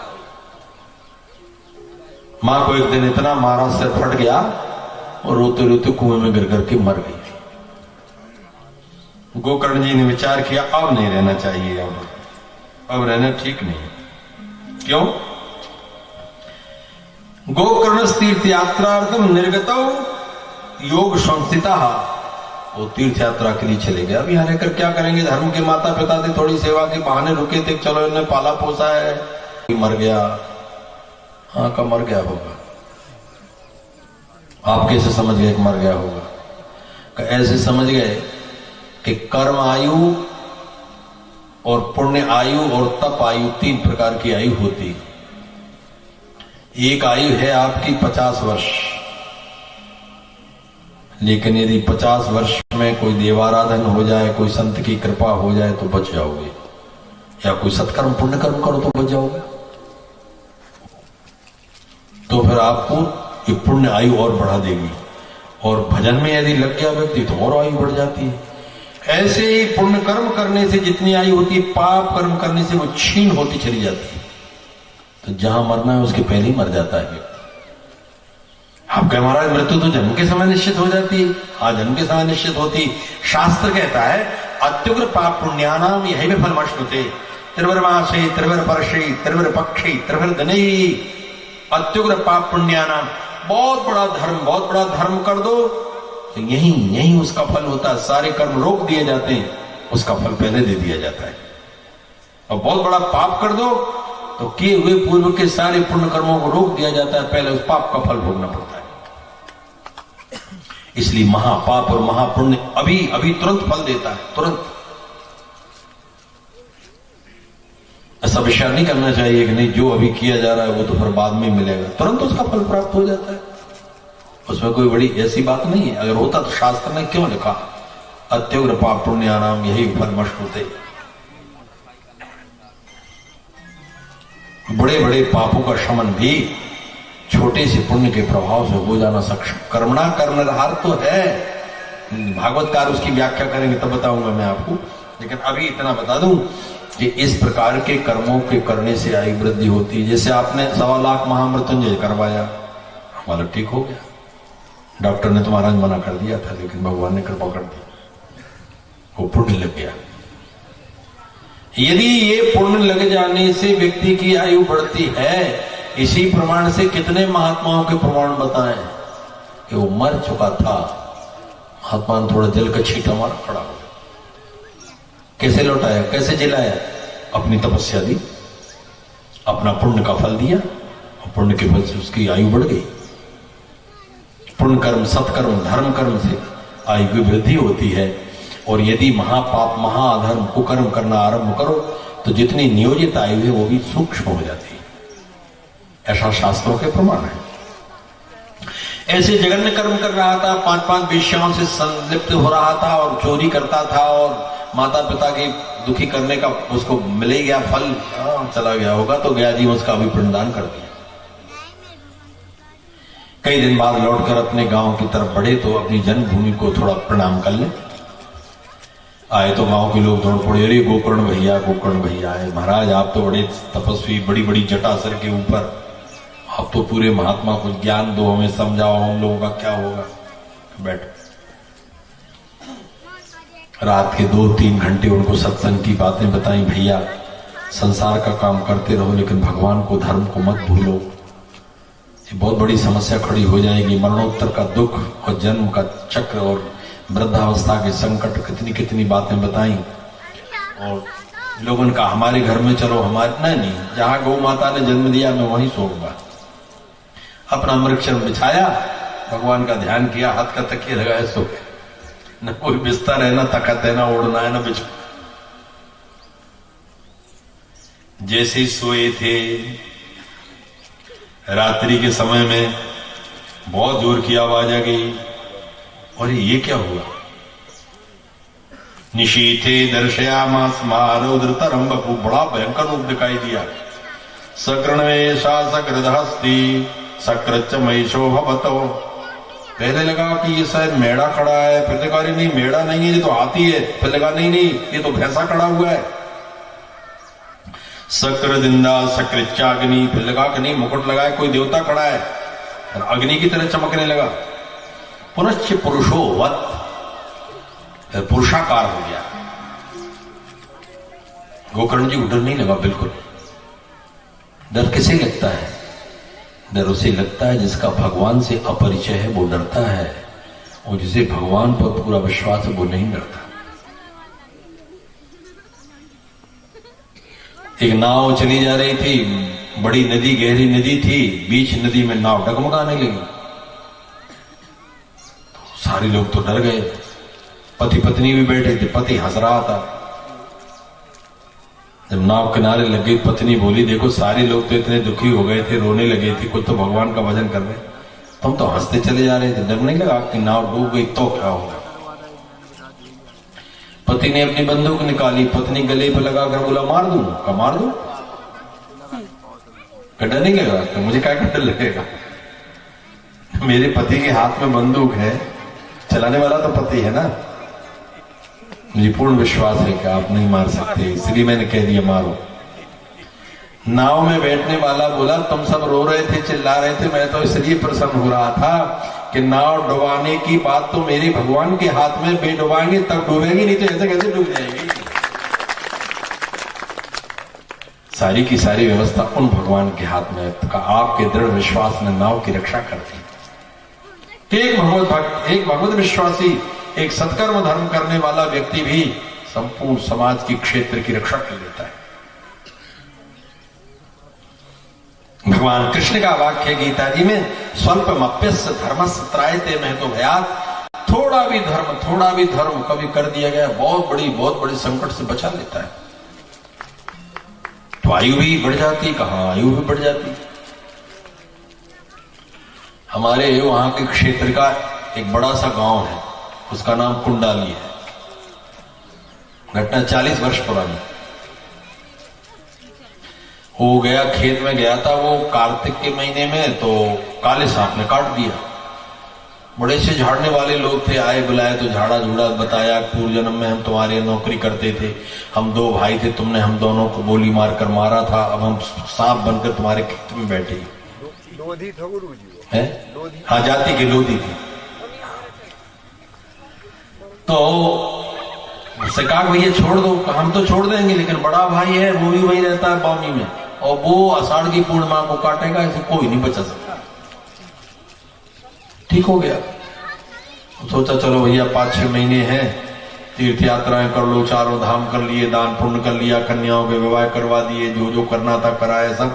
फिर लोगों ने सलाह दी कि पूर्णिमा के दिन मरी जाओगे, ऐसा करो ना भागवत की कथा करवा दो, तो उसी पूर्णिमा के दिन समाप्त करो, जैसे परीक्षित मरे थे वैसे मरो, जब मरना है तो कोई बात नहीं।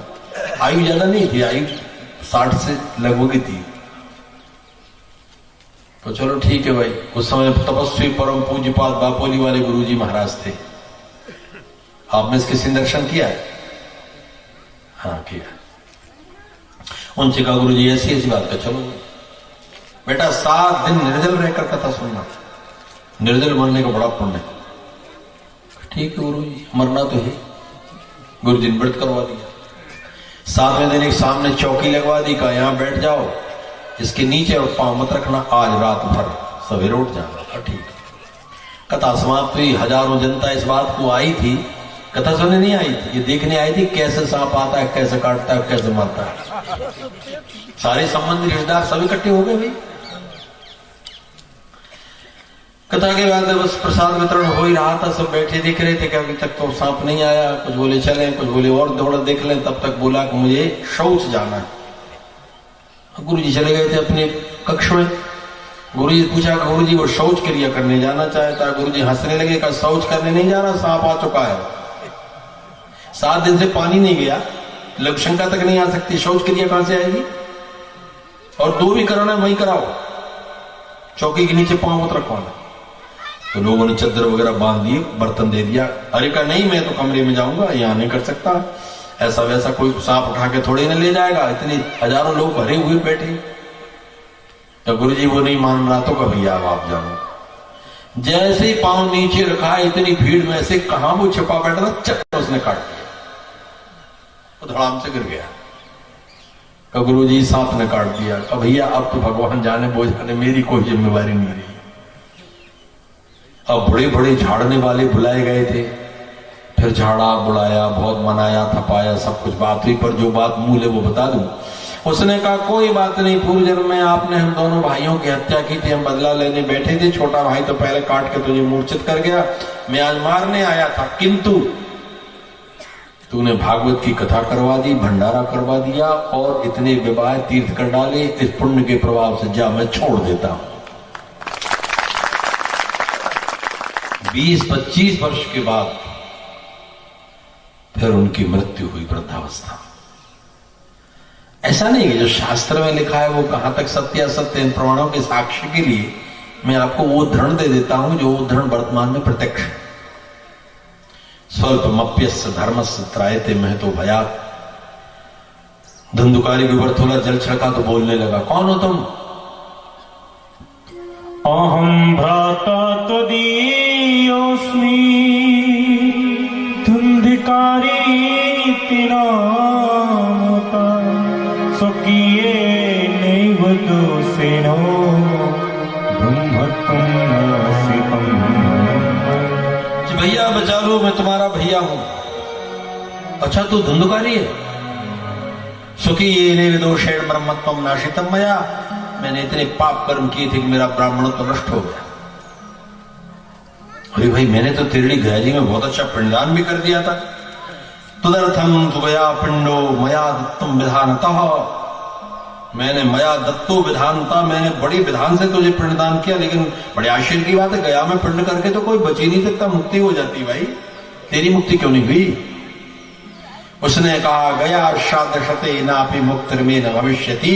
100 बार भी यदि गया जी में पुण्य करो तो मेरी मुक्ति नहीं हो सकती है। मेरे कर्म तो सुन लो पहले। 5 वेश्याओं को मैंने अपनी पत्नी बनाया था, चोरी करता था। एक दिन राजा के कोष में चला गया, वहां से हीरे मणियां मोती ला कर दिए और कहा अब मेरे से कभी कुछ मत कहना। लेकिन एक दिन रात्रि में वेश्याओं ने मंत्रणा की, विचार किया कि एक दिन ये पकड़ाएगा, रुक नहीं सकता, राजा की चोरी है, और यदि ये पकड़ाएगा तो हम पकड़ाएंगे। ये कह देगा कि हमने तो वेश्याओं को दिया है। इसलिए ज्यादा अधिक अच्छा ये है कि इसके गले में रस्सी बांधो और पटक कर गड्ढे में, उन्होंने गड्ढा पहले बना लिया और रस्सी बांधकर गले में और पटक करके ऊपर से अंगारे डाल दिया और मिट्टी से बंद कर दिया। सुधामयम बचो याशाम कामिनम कामिनाम रसवर्धनम। दुष्टा स्त्रियों का मन इतने मीठे होते उनकी तरह कोई मीठा बोल नहीं सकता है। हृदय छुरधारा भम, और हृदय छुरा की धार से भी पैना होता है। हृदय क्षुरधारा भम प्रिया को नाम योषिताम। ऐसी दुष्टा स्त्रियां किसी की हितैषी नहीं होती है। हृदय क्षुरधारा भम स्त्रीणाम को वेद चेष्ट। फिर भागवत में एक बार अंदर और आया, कुटिला स्त्रियों के हृदय में छुरा की धार के तरह चक्र चलता रहता है। इनकी चेष्टाओं को इनकी कोई समझ नहीं सकता है कि कब क्या कर देंगे।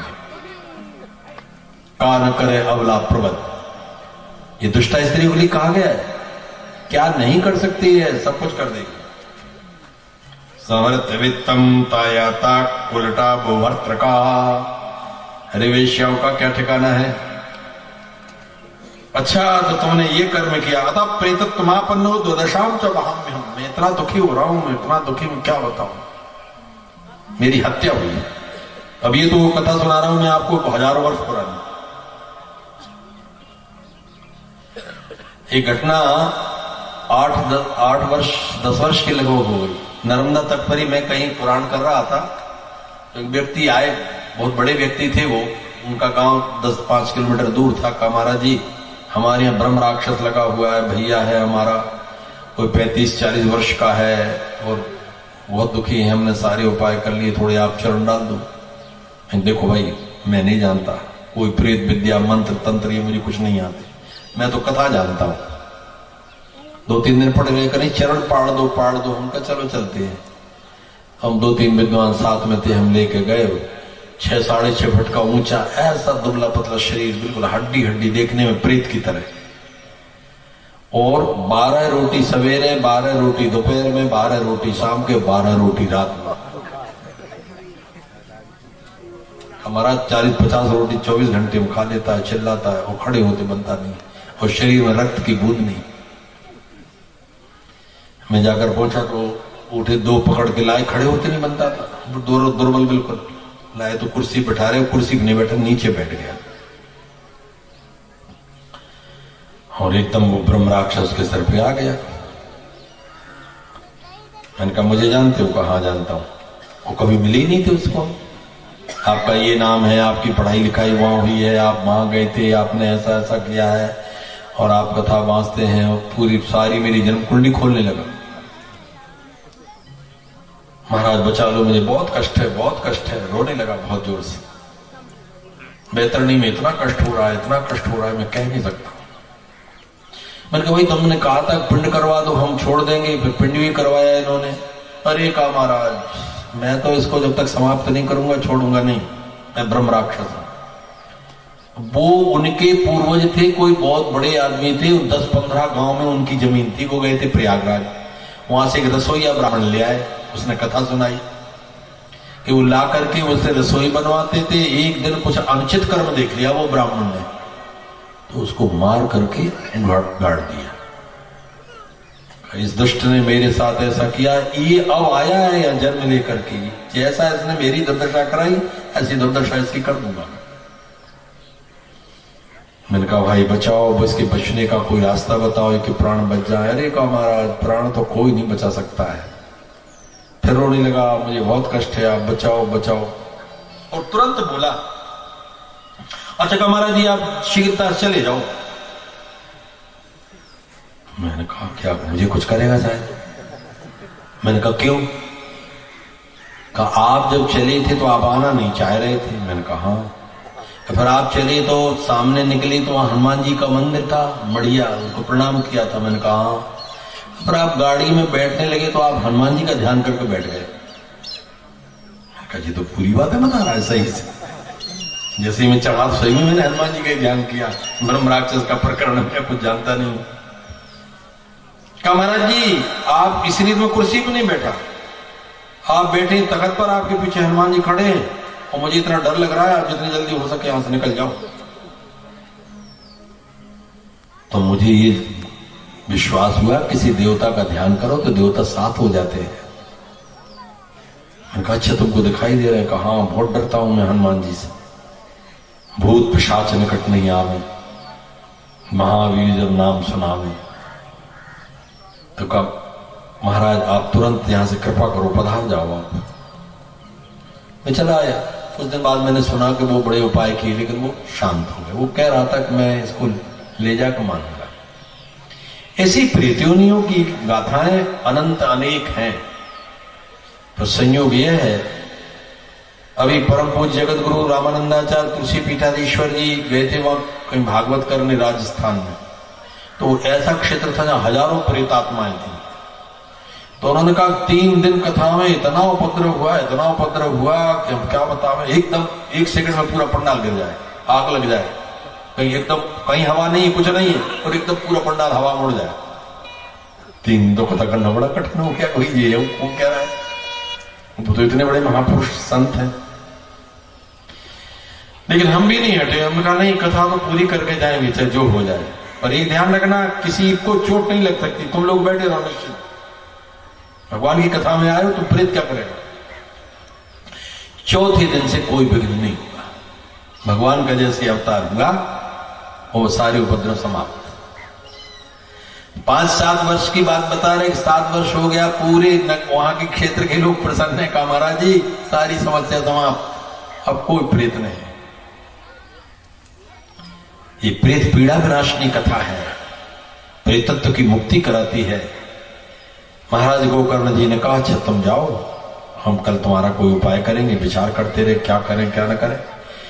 प्रातःकाल नदी में स्नान करने गए, संध्या करने लगे और सूर्योदय तक गायत्री जप किया। भगवान भुवन भास्कर सूर्य नारायण का उदय हुआ। गोकर्ण स्तंभनम चक्रे सूर्य वेग से वही तथा। रुक जाओ महाराज, रुको सूर्य भगवान, ये बताओ कि वो हमारा धर्म का भाई है, वो मर गया, उसकी मुक्ति का साधन क्या हो सकता है?